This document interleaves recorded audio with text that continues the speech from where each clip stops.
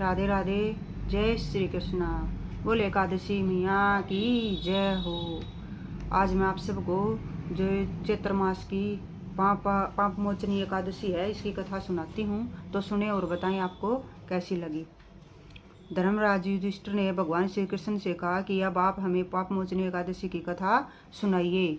भगवान बोले, यह एकादशी 8 सिद्धि 9 निधि को प्रदान करती है। एक समय की बात है कि कुबेर के बाग में च्यवन ऋषि के पुत्र मेधावी ऋषि बड़ी कठोर तप साधना में लगे थे। तब इंद्र ने सोचा कि यदि मेधावी की तपस्या सफल हो गई तो मेरा इंद्रासन छीनकर इंद्रलोक के राजा बन जाएंगे।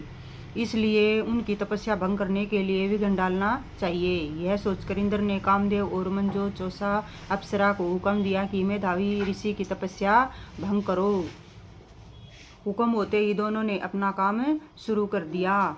कामदेव ने अपने काम के तीर चलाने आरंभ किए और अप्सरा ने मधुरता से नाचना आरंभ कर दिया। समाधि टूटने पर मेधावी ने एक सुंदरी को नाचते हुए देखा।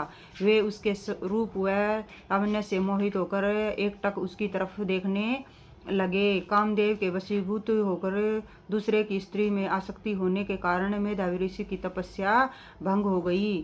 तब मेधावी ऋषि को यह ज्ञात हुआ कि स्त्री में आसक्ति होने के कारण मेरी तपस्या भंग हुई है, तो वे क्रोध में भरकर अप्सरा को साँप दे बैठे कि तूने मेरी तपस्या भंग कर दी है, इसलिए तू पिशाच योनि को भोग।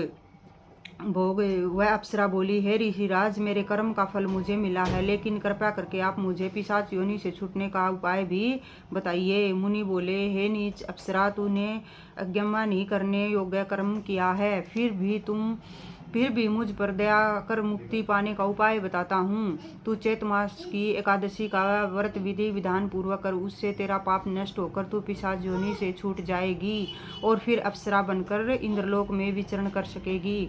इसके बाद वह पिशाच योनि को पाकर पृथ्वी पर भटकने लगी। अब जब चैत्र की एकादशी आई तब उसने बड़ी श्रद्धा से विधि पूर्वक पाप मोचनी एकादशी का व्रत किया। इसके प्रभाव से वह पिशाच योनि से मुक्त होकर फिर से इंद्रलोक में पहुंच गई। इस प्रकार एकादशी का व्रत करते हैं तो उनके यो कहानी या जो कथा है इसका महामंत्र हमेशा ही करना चाहिए। बोले एकादशी मैया की जय हो।